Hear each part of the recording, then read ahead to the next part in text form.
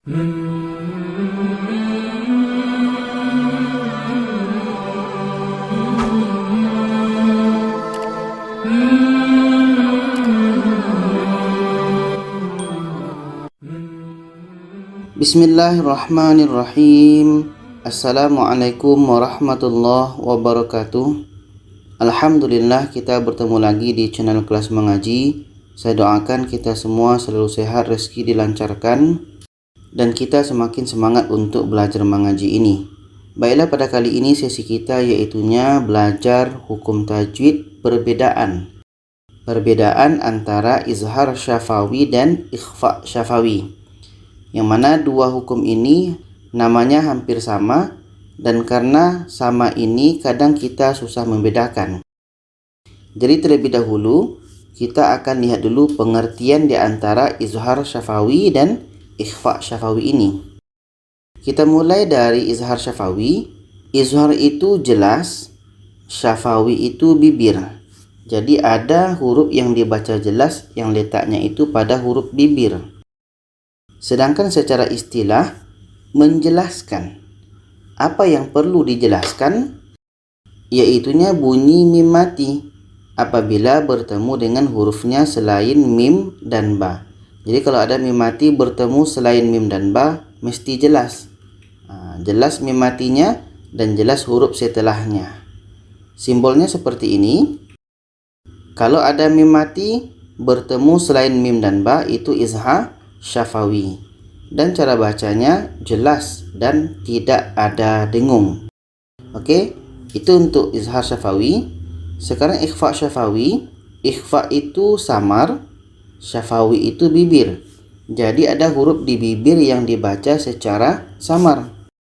Sedangkan secara istilah menyamarkan atau menyembunyikan bunyi mim mati apabila bertemu dengan hurufnya yaitu ba. Hurufnya satu saja, ba. Simbolnya seperti ini. Mim mati bertemu dengan ba. Cara bacanya samar dan dengung.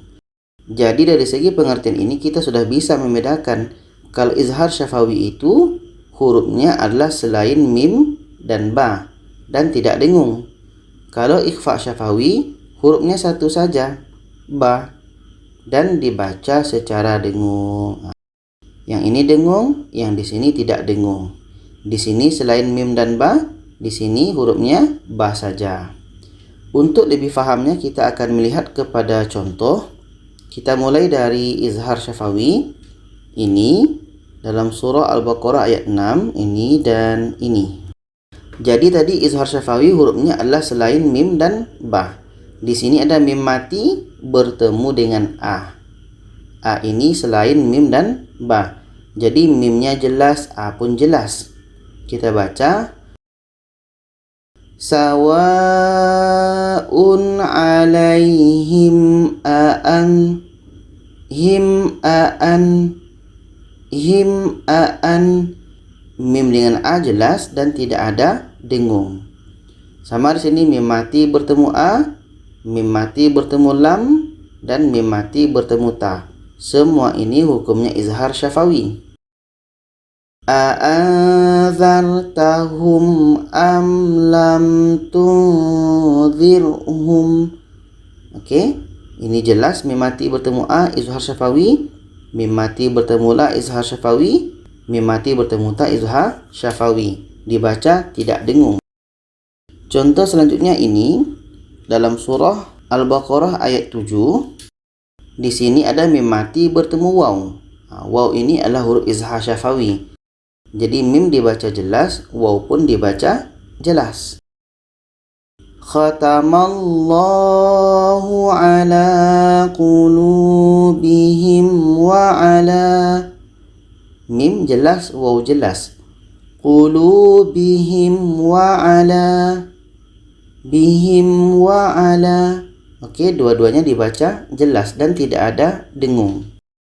Contoh selanjutnya ini dalam surah Al-Baqarah ayat 15. Ini mim mati bertemu dengan ya. Ini izhar syafawi. Ya ini adalah huruf izhar syafawi. Jadi mim dibaca jelas, ia pun dibaca jelas. Fi tughyanihim ya'mahun. Himya dibaca jelas dan tidak ada dengung. Sekarang ikhfa syafawi ini dalam surah Al-Baqarah ayat 8 ini. Di sini ada mim mati bertemu dengan ba. Ini ikhfa syafawi. Ba ini adalah huruf ikhfa syafawi. Jadi kita baca wa ma hum bimu'minin, mim ba. Humbi dibaca samar. Ketika kita sebut huruf mim ini, kita sudah merasakan huruf ba. Humbimu dan dibaca dengan dengung. Selanjutnya ini dalam surah Al-Baqarah ayat 76 ini ada mim mati bertemu dengan ba. Ini pun ikhfa syafawi. Jadi ini dibaca samar. Kita baca liyuhajjukum bih. Kita baca samar. Ketika kita sebut huruf mim, kita sudah merasakan huruf ba. Kumbi. Dan mim ini adalah huruf bibir. Syafawi tadi adalah bibir. Mim ini adalah huruf bibir. Kumbi dan dibaca secara dengung. Jadi dari contoh ini pun kita sudah bisa membedakan bahwa perbedaan antara izhar syafawi dan ikhfa syafawi ini terletak pada hurufnya. Izhar syafawi itu mim mati bertemu selain mim dan ba. Kalau ikhfa syafawi hanya bertemu dengan ba saja. Setelah itu perbedaannya, izhar syafawi itu dibaca tidak dengung, sedangkan ikhfa syafawi dibaca dengan dengung. Baiklah, pada kali ini pembahasan kita yaitunya tentang perbedaan hukum tajwid antara ikhfa syafawi dan idgham mithlain, yang mana dua hukum ini tergabung dalam hukum mim sukun atau hukum mim mati. Tapi ketika kita melihat kepada contoh, ketika kita melihat kepada Al-Quran, kadang di antara dua hukum ini kita tertukar. Jadi, bagaimana membedakan di antara dua hukum tajwid ini, antara ikhfa syafawi dan idgham mithlain? Terlebih dahulu kita akan berangkat daripada pengertiannya. Pertama kita mulai dari ikhfa syafawi. Ikhfa itu adalah samar, syafawi itu adalah bibir. Ada huruf yang keluar dari bibir yang dibaca secara samar. Sedangkan secara istilah yaitunya menyamarkan atau menyembunyikan. Apa yang disamarkan, apa yang disembunyikan, yaitunya bunyi mim mati apabila bertemu dengan hurufnya ba. Jadi kalau ada mim mati bertemu ba itu hukumnya adalah ikhfa syafawi. Mim mati bertemu ba. Dan cara bacanya samar dan dengung. Itu untuk ikhfa syafawi. Sedangkan untuk idgham mithlain, idgham itu masuk, mithlan itu sama. Ada yang dibaca masuk karena hurufnya sama. Apa pengertian secara istilahnya? Yaitunya memasukkan. Apa yang dimasukkan? Yaitunya bunyi mim mati apabila bertemu dengan mim. Simbolnya seperti ini. Mim mati bertemu dengan mim. Dibaca masuk dan dengung. Jadi daripada segi pengertiannya ini kita sudah bisa membedakan bahwa idgham mithlain itu mim mati bertemu mim, ikhfa syafawi mim mati bertemu ba. Dan sekarang kita lihat contohnya untuk lebih fahamnya. Pertama kita mulai dari ikhfa syafawi. Ini dalam surah Al-Baqarah ayat 8 ini. Di sini ada mim mati bertemu ba.